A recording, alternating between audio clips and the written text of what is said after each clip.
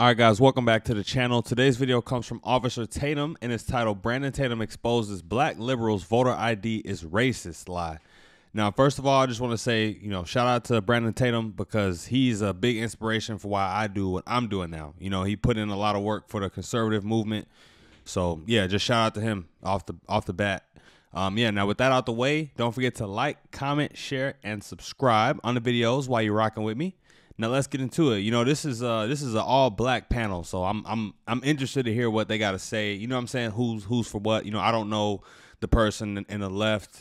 I don't know the dude in the bottom. I don't know anyone on this panel except for Officer Tatum. So yeah, let's get into it, y'all. I want to touch on Brandon's question though. Brandon mentioned a couple of politicians that were elected by a large group and number of Republicans, a large group of black people, and particularly black men who are voting and leaning more Republican. So, Chris, how do you speak to that? Why would Ron DeSantis try to stop black people from voting if black people are voting for him? Well, let's be honest that... Good question. Incremental, tiny increase. We're talking about 1%, 2%, 3% in some cases. And we're playing on the fact that this is a country that pretty much still upholds the patriarchy. Let's talk about playing. Oh, brother. Not a patriarchy argument coming from a man. I expect, the little feminists to say this stuff, but a dude talking about the patriarchy? Come on, dude. Into people's fears and how you get them to go more in another direction. Let's just play up the fear. At the end of the day, when we're talking about criminals, because I want to go back to Craig's point, because he made a real strong statement about people being criminals and not making the crime. Let's talk about all the people in the insurrection. Let's talk about the elected officials that went up to the Capitol, committed crimes, and are still elected in office. So you need to be very careful when we're talking about what criminal acts if they are convicted of felonies, they will lose their rights to vote as well. These are people that are making laws due process. That's a straw man argument, because if they're convicted of felonies, they should lose their right to vote as well. It's called due process. They have due process, so that they'll have their day in court. It's getting good. It's getting good. System doesn't allow for due process, Brandon. Yeah. We know that it preys on black people and brown people. I disagree. Yeah, so clearly this is the Democrat. This is the Democrat here. Officer Brandon Tatum and him, this guy down here, they agreeing. So I'm guessing he might be a conservative. I don't know where she stands yet, but he's basically just taking the victim argument. The patriarchy, the white supremacy. We've been hearing this. We've been hearing this for so long. It's kind of getting like tiresome to even have to explain it and debate it. But we know his stance, man. We know where that goes. We know where his rabbit hole leads. So yeah. Doesn't allow for due process, Brandon. Yeah. We know that it preys on black people and brown people. I disagree. I disagree with you. We know that. Look, fact. You are entitled to your opinion, but you are not entitled to your own facts. I want to go back to, hold on, Craig, I'm going to come back to you. But Brandon, you wanted to talk about Florida, right? And what is Ron DeSantis that's doing? What is he doing that's restrictive? Again, he just arrested 19 people. 15 of them were black. 15 of them have just had their voting rights restored that have been passed as a state law in Florida, yet you're still trying to arrest them and take away that right. So it must be nice to make whatever fairy tale you want in reality, but the facts are the facts. And everybody can see that as clear as day. So let's talk about this fact real. Like, they're talking about voter ID here. The way this dude is talking, you would think they talking about slavery or something. Let's just continue. Let's hear the rebuttal. In 2016, a U.S. appeals court struck down a North Carolina voter ID law that they said targeted African-American voters with almost surgical precision.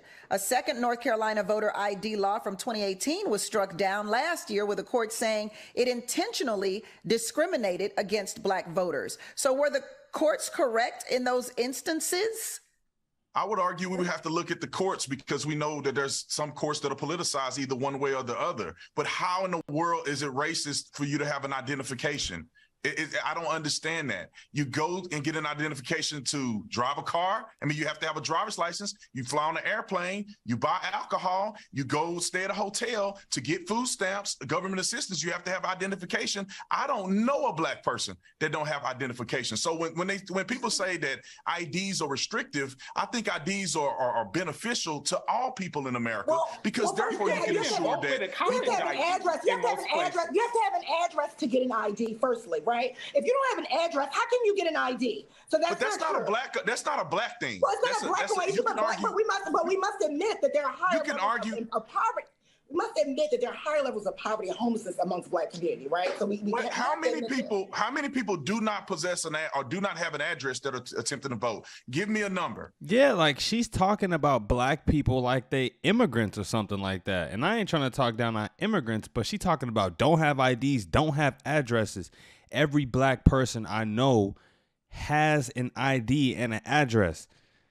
And if they ain't using their address, they using somebody else. But everybody that I know, and all the Black people that I know, and even that they know, all have IDs. Is the point that Tatum is trying to make. It's simple. But like I said, it's almost like she comparing us to non-citizens. It's inconsequential. But there is no way to prove an exact number. And based on what? You can't even prove an exact number. Like,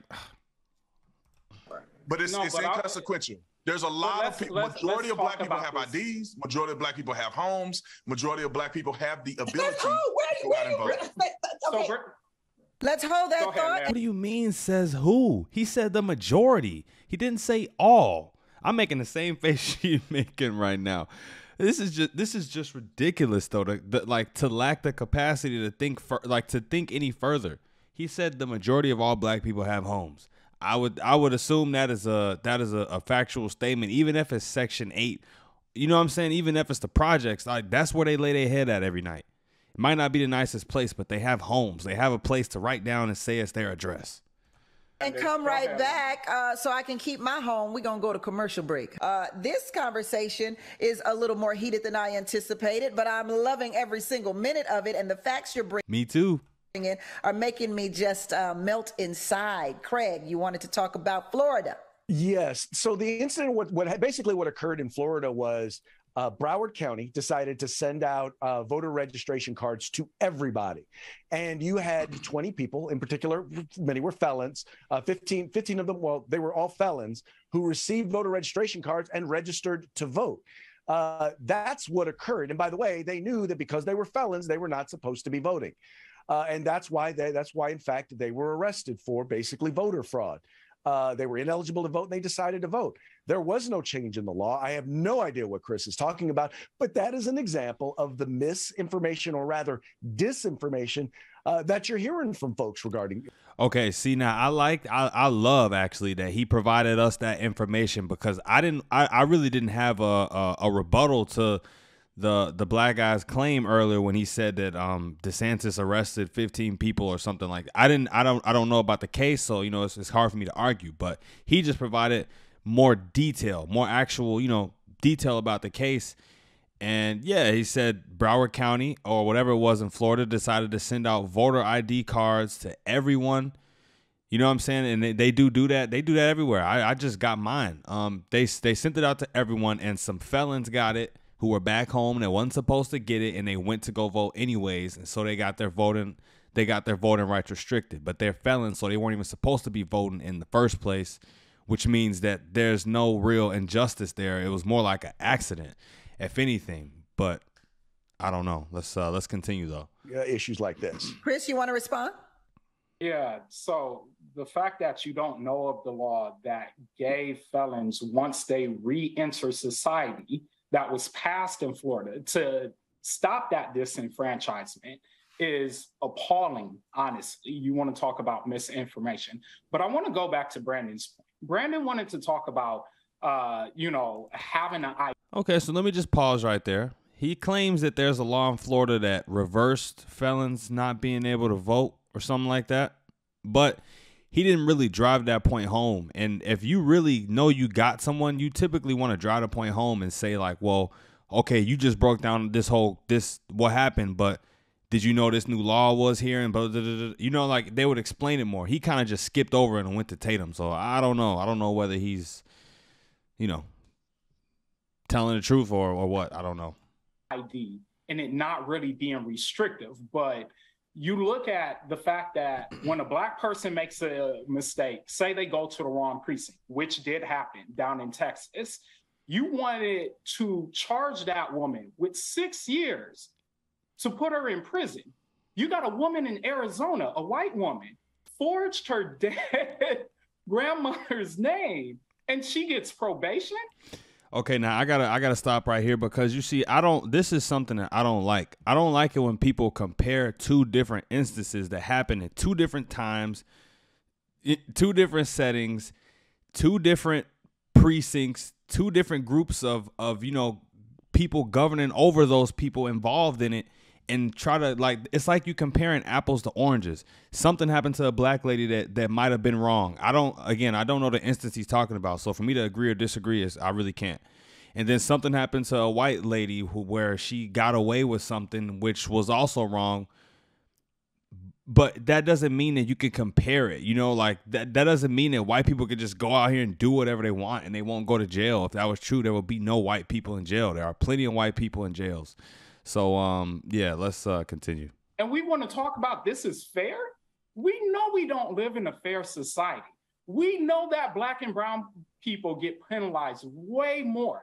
And when it comes to voting rights, it has been an intentional obstruction of justice to keep turning back the clock. You want the old Jim Crow days because you're losing your power, and you feel that. As we're building a more representative democracy, it's interesting as we've seen a rise in Black candidates, we've also seen a rise in more restrictive voting laws across. So, I mean, he just saying it out loud. His position, or what he thinks in his head, is that DeSantis and you know, the people around him, the government in Florida, they just coming up with new ways to restrict Black people from voting. They want to go back to Jim Crow. And that's their MO. That's what they want to do. You know, people really still think like this in 2022. People really still believe this type of stuff. It's ridiculous. I mean, it may be some people, to say that there's no one that would like to go back to Jim Crow would be wrong. To say that there's no one that would want that would be wrong. But people like him make it seem like that's every single white person. And that is wrong. To make it seem like every white person is just sitting up, you know, at night scheming and plotting on how we could go back to Jim Crow. Like, man, bro, this is honestly, this is the best that you know, someone from the Democratic side has to offer to come on this channel. It's quite disappointing, but it does make for a good debate. Let's talk about turning back the clock. Let's talk about entertaining debate.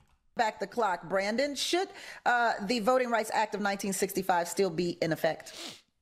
I mean, we can't, let me start here.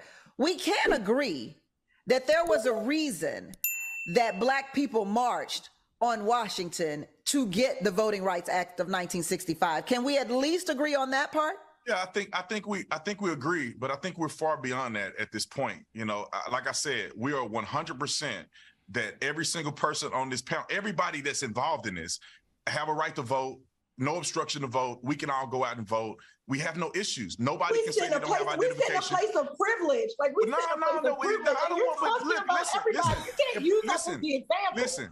Most black people are not in poverty. Most Black people do not live in the hood. So the majority of Black people that live in this country. Yeah, you know what? I remember I did look that up one day just out of curiosity. You know, everyone talks about disenfranchised and poor people and blah blah blah, right?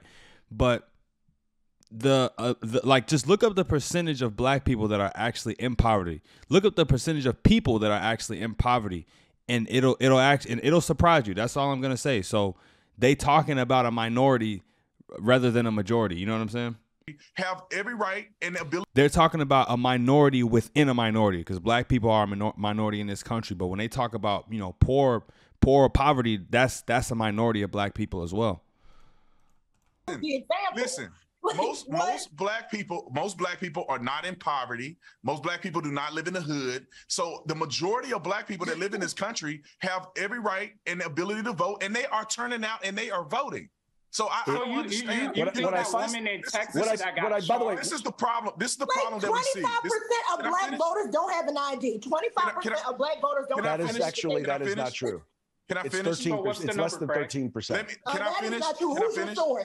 No. Can I finish? So even if that's true, if 13% or 25% of black people don't have an ID, then how about black people get out and help other black people get identification? Because there's no law in place that says you can't get an identification. Now we're victims. If you want one, you can go get one. And in many cases, you can get one for free. You can get an identification. Right. You can go register to vote. The problem is. Let me just speak from being a black. Let me speak from being a black trans woman. Okay. I'll let you finish. That's a black trans woman, you guys. I didn't know. But the cat is out the bag. Wait a second. It's cultural. We don't raise our young people to have importance on voting. When I grew up, I'll just give anecdotal evidence. When I grew up, nobody voted, nobody cared. Now that I'm grown, I understand the importance of voting. My son knows about voting. Everybody I talk to, I encourage them to show up and vote. It is not the white man's fault that black people are not turning out to vote. It is our fault. Why would you keep hold that thought, Chris? I want to get London. Hold that thought, Chris. Let's get London's point across here. Go ahead, London. Okay. So we do agree that there is apathy with voting, right? I agree with you that people are apathetic about voting, and there are multiple reasons as to why there is. But let me just harken back to something. As a black trans woman, right? And I sit in a place of privilege, but there are many who don't have access to the documents needed that go ahead and establish you being able to get an ID, right? By getting things like your birth certificate, your social security card. Some people would rather identify as how in their gender identity and how they are rather than what the state says that they are. And again, that goes back to state laws. And when you start to talk about, the antiquated South and how, trans people are forced to get surgeries and do all these things to get identification that matches who they are, that's a problem. And yes, there are 25% of African Americans do not have ID, opposed to 8% of white Americans who have identification. So now she's just making an argument for the trans community. It's a little bit off topic.